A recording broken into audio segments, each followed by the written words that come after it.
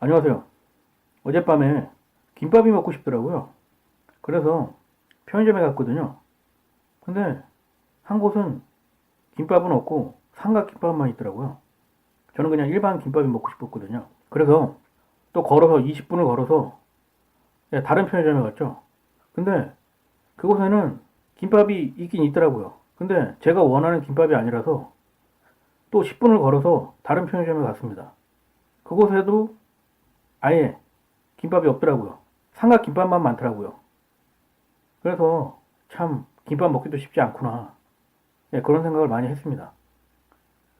무슨 웃기지도 않는 소리를 계속 하냐고요. 그냥 제 일상을 한번 말씀드려봤습니다. 어제 인터넷을 보니까요. 뭐 데이트 폭력인가요? 그런 기사가 나왔더라고요. 참 예전에는 뭐 데이트 폭력이라는 말이 없었죠. 최근 몇 년부터 뭐 데이트 폭력에 대한 기사가 심심찮게 올라오더라고요. 보통 그렇잖아요. 남자가 가해자고 여성분이 이제 피해자인데, 아니 근데 좀 상식적으로 납득이 안 가는 게, 아니 좋아서 만나는 건데 왜 여성분에게 폭력을 가할까요? 정말 저는 이해가 안 갑니다. 어떻게 세상에 그럴 수가 있죠? 그래서 오늘은 왜 데이트 폭력이 최근 들어서 자주 벌어지는 것일까? 거기에 대해서 한번 말해보겠습니다. 그렇다고 해서 제가 데이트 폭력 뭐 전문가도 아니고요. 데이트 경험이 없죠, 저는. 백수라서 없고요.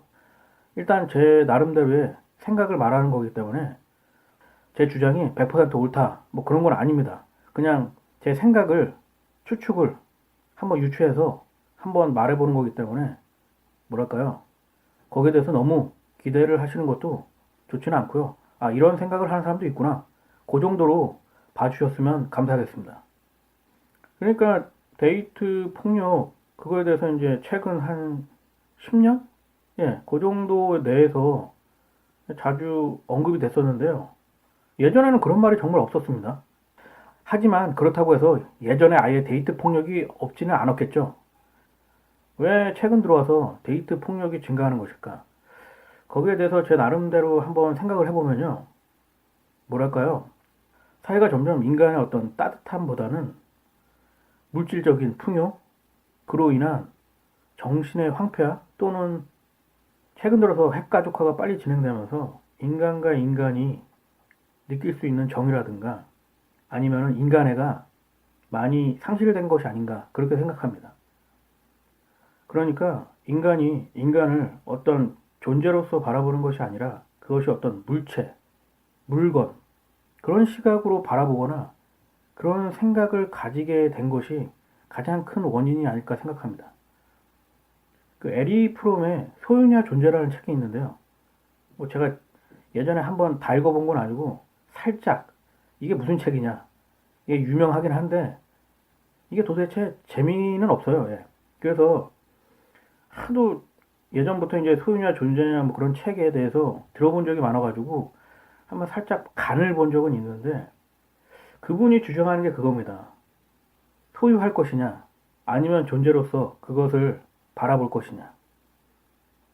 간단한 예를 들면요.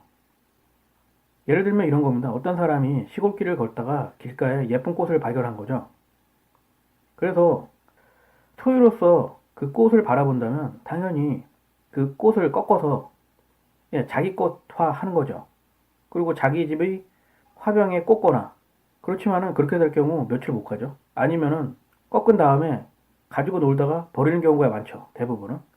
근데 존재로서 바라본다면은 그걸 있는 그대로 그것을 존중하고 그냥 바라보는 겁니다. 틈틈이.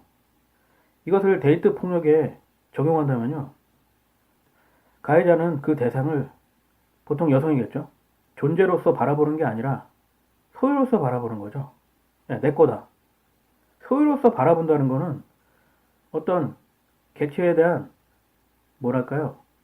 존재에 대한 존중이 아니라 귀속이죠. 구속이고. 때문에 자기 합리화가 가능하죠. 너는 내 거다. 너는 내 마음대로 할 수 있다. 너는 내 말을 들어야 한다. 뭐 다른 사람을 함부로 만나도 안 되고 내 말을 거역해도 안 되는 것이다. 그게 가능한 겁니다. 하지만 만약에 대상을 소유가 아닌 존재로서 바라본다면 그 상대방을 존중할 수 있고 그 상대방의 어떤 행동도 좋게 볼 수 있는 거죠.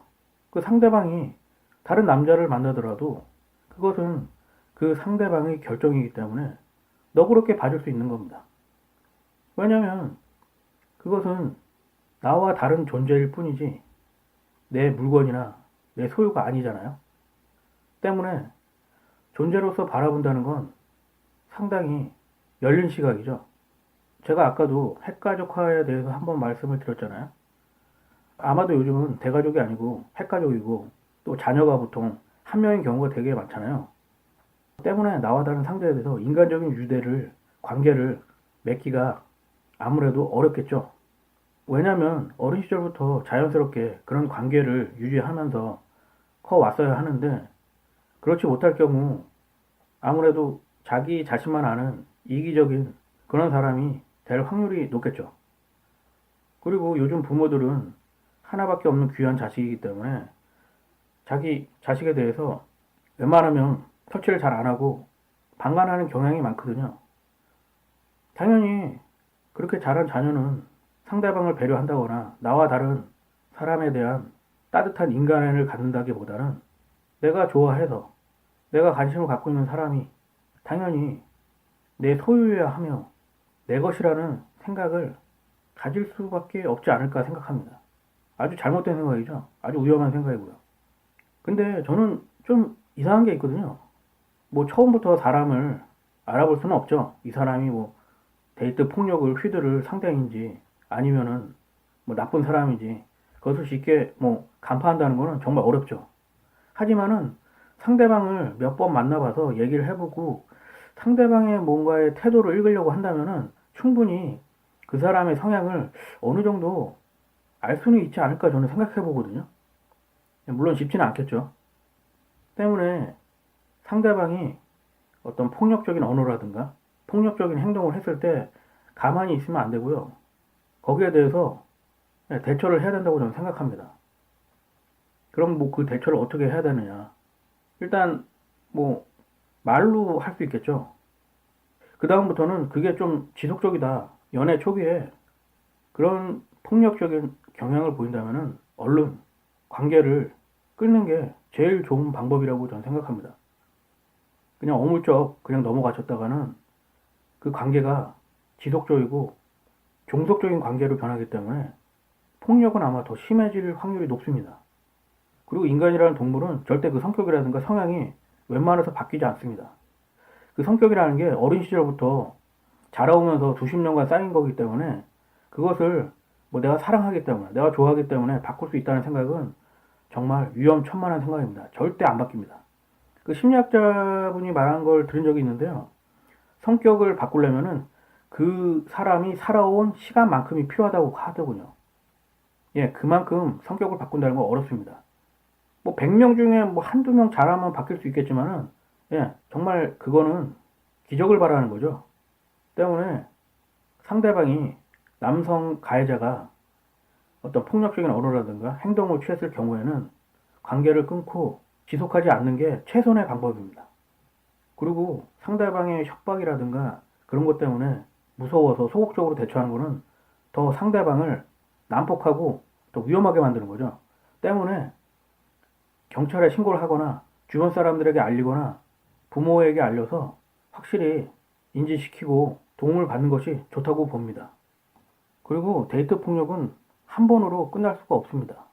왜냐하면 그 데이트 폭력이라는 그 성향이 상대방의 성격, 본성으로부터 나온 거기 때문에 그 사람은 아마도 커오면서 그런 성향을 갖게 됐을 확률이 아주 높습니다. 이런 말도 있거든요. 그 사람의 행동이 그 사람을 나타낸다고. 때문에 데이트를 하면서 폭력을 휘두르는 가해자는 그게 본성입니다. 본성이에요. 아까도 말했듯이 내가 사랑으로 그 사람을 고치겠다. 그 사람을 변화시키겠다. 이런 생각은 아주 위험합니다. 절대 인간의 본성은 변하는 게 아닙니다. 이런 사람과 만약에 사랑해서 좋아해서 결혼하잖아요? 그러면은 결혼해서도 폭력을 휘두를 가능성이 아주 높습니다. 제가 이제 몇 년 전에 놀랐던 게 뭐냐면은 그래도 우리나라에서는 똑똑하고 야무지고 남부러울 거 없는 여성 앵커분이 있었는데요.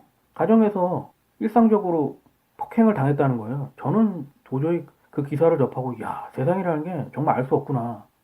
어떻게 저렇게 똑똑하고 야무진 여자가 그 오랫동안 폭력을 참아왔을까? 도저히 납득이 안 가더라고요.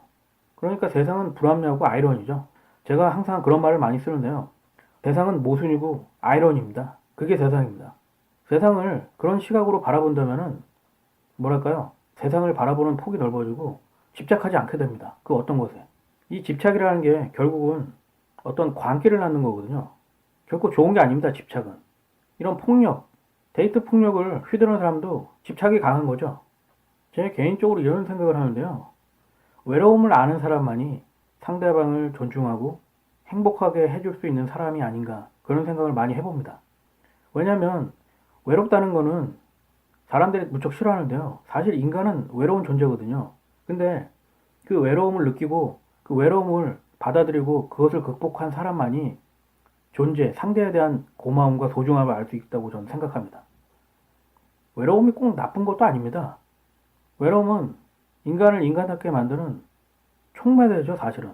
하지만 사람들은 외로움, 혼자 있는 거, 남과 떨어져 있는 거, 그런 걸 무척 싫어하죠. 그래서 연애를 하거나 데이트를 하는 건지도 모르겠습니다. 아, 이건 정말 궁금한데요. 그러니까 데이트 폭력을 당한 남성분도 있을까요? 정말 궁금합니다. 기사로 아직까지는 그런 내용을 접한 적이 없어서 그래서 그런 경우도 있지 않을까 생각은 해보는데 그런 경우도 있을까요? 이런 말을 하면 안 되겠지만 그런 경우를 생각해보면 너무 재밌습니다. 정말 이상하죠? 정말 세상은 아이러니고 모순이고요. 정말 알 수 없습니다. 예. 어제도 제가 말씀드렸는데 미국에서 요즘 그 세탁세제를 먹는 게 청소년 사이에서 유행이랍니다. 정말 상식적으로 납득이 안 가잖아요. 근데 그거를 상식적으로 납득하려고 그러면 안 되고요. 그게 세상인 겁니다. 일단 그냥 이렇게 떠들어 봤고요. 참 어떻게 보면 즐겁고 행복해야 될 데이트인데 요즘 부쩍 그런 일들이 많이 벌어지니까 여성분들 입장에서도 참 상대방을 만난다는 게 참 쉽지 않겠구나 그런 생각을 합니다. 예, 오늘은 여기까지 하겠습니다. 그럼